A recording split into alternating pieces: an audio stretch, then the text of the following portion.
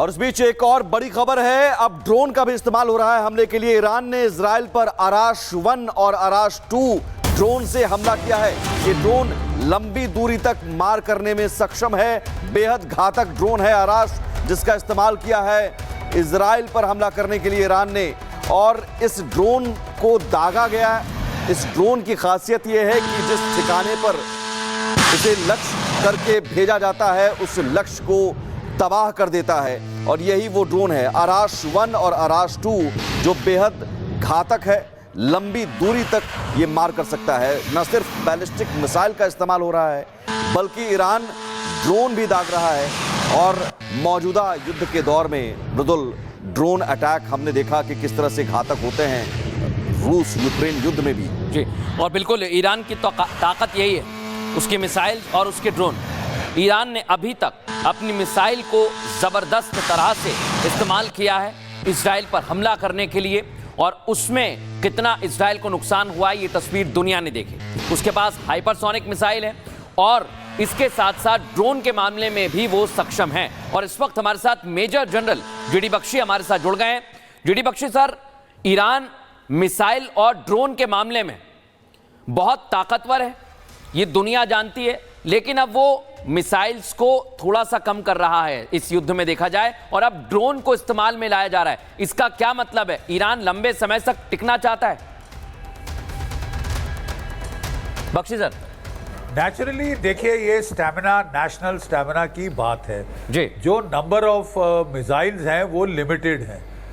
कोई 3000 के करीब उसका मिसाइल का जखीरा है। अभी तक आप समझ लीजिए कोई तकरीबन 500 के करीब फायर हो चुके हैं। ठीक है, ज़्यादातर मिसाइल उसके लिक्विड फ्यूल मिसाइल हैं। लिक्विड फ्यूल मिसाइल को तैयारी में कोई 4-5 घंटे लगते हैं टनल से निकालने के बाद, क्योंकि इजराइल के पास एयर सुपीरियॉरिटी है, वो इन मिसाइल्स को लॉन्च के पहले बर्बाद कर सकता है। तो इसलिए ईरान के मिसाइल लॉन्चेस कम हो रहे हैं। पहले दिन 200 थे, फिर 100, फिर 70, फिर 50, फिर 25 आ गए और कल 35 ठोके थे। ठीक है, तो कम जा रहे हैं लेकिन लगातार चले जा रहे हैं। इसलिए अब वो जो है ड्रोन्स का इस्तेमाल भी शुरू कर रहा है। ऐसे ड्रोन्स, शाही ड्रोन्स तो नहीं कुछ कर पा रहे थे, अब उसने नए किस्म का ड्रोन इस्तेमाल किया है जो कह रहे हैं कि सक्सेसफुल रहा है आयरन डोम को भेदने में। तो बात अब स्टैमिना की है। इजराइल भी थक रहा है।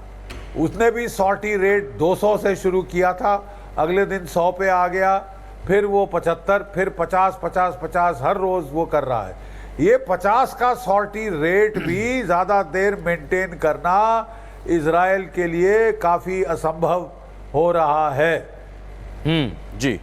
तो अब देखना है कि कौन सा देश का स्टैमिना ज़्यादा होगा, ज़्यादा लास्ट कर पाएगा, स्टेइंग पावर किसकी कितनी है, ये निर्णायक चीज़ होगी।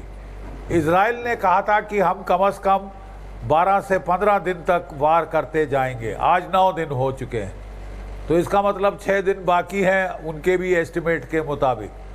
और 6 दिन में वो अपनी एयर सुपीरियॉरिटी का फ़ायदा उठा के जितने ज़्यादा मिसाइल्स बर्बाद कर सकते हैं वो करने की कोशिश करेगा। जितना चोट न्यूक्लियर फैसिलिटीज़ को पहुंचा सकता है पहुंचाएगा। हो सकता है अमेरिका ज्वाइन करे, ये भी काफ़ी बड़ी संभावना है कि अमेरिका कुछ भी ना करे।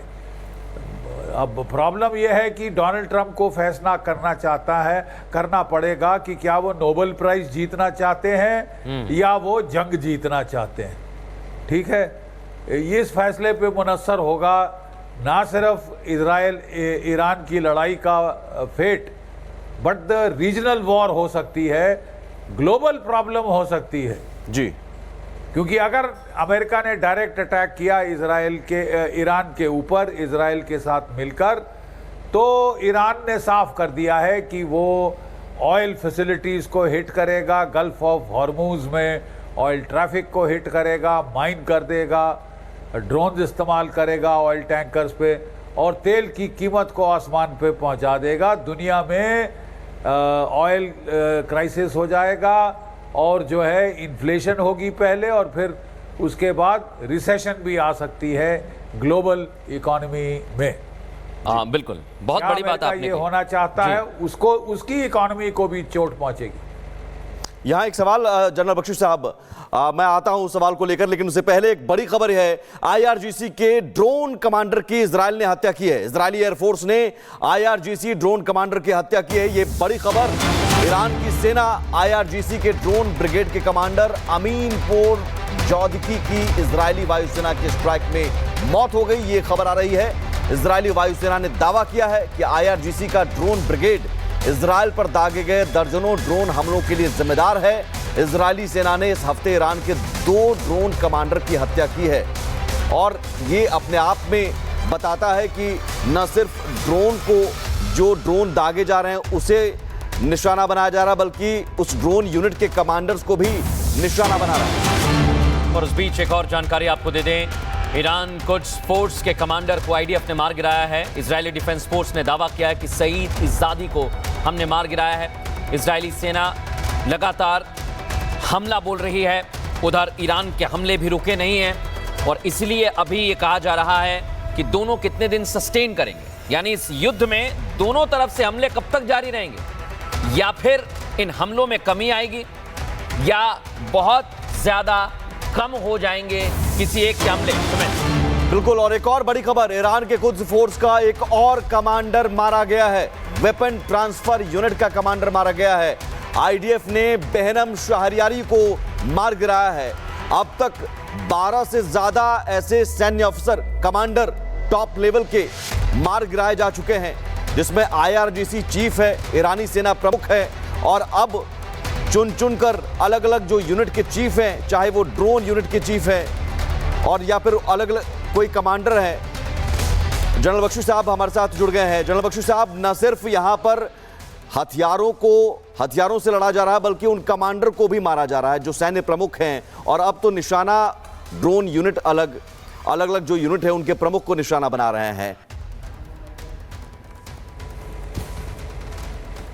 नहीं, बिल्कुल, देखिए, लड़ाई के अंदर इसको बोला जाता है कमांड एंड कंट्रोल एट्रिशन, यानी कि जो हेड है, जो ब्रेन पावर है, उसको आप स्ट्राइक करिए, जो कमांडर्स हैं उनको मार गिराइए, तो बहुत ज़्यादा डिसलोकेटिंग इफेक्ट होता है, डिसरप्शन का इफेक्ट होता है दुश्मन की ऑर्गेनाइजेशन के ऊपर, अपने प्रतिद्वंदी की ऑर्गेनाइजेशन के ऊपर। पहले दिन ही इजराइल ने ये बिल्कुल पिन पॉइंट स्ट्राइक्स की थी। इजराइल की मोसाद ने सारी लोकेशंस उनके पास थी, वो उनके मोबाइल फ़ोन मॉनिटर कर रहे थे, स्मार्ट वॉचेस मॉनिटर कर रहे थे, और इसके चलते वो जो है उन्होंने कोई 20 के करीब अभी तक टोटल टॉप कमांडर्स को मार गिराया है। बिल्कुल, इसमें शामिल है आईआरजीसी का कमांडर, फिर उसकी रिप्लेसमेंट, फिर आईआरजीसी का एयरफोर्स कमांडर, फिर उनका इंटेलिजेंस कमांडर, और अब जो है मिसाइल ड्रोन लॉन्चिंग कमांडर, उसको भी मार गिराया है। और कोई 9 न्यूक्लियर साइंटिस्ट जिनकी लिस्ट IAEA ने पब्लिश करी थी कि हमने इनसे बात करी थी, और जो कि गलत बात है, उनको नहीं करनी चाहिए थी। इजराइल ने इस लिस्ट का पूरा फायदा उठा के ठोक दिए हैं उनके 9 न्यूक्लियर बिल्कुल, ये ईरान को नुकसान हुआ है बख्शी सर, ये आप बिल्कुल ठीक कह रहे हैं कि ईरान को जबरदस्त नुकसान पहुंचा है।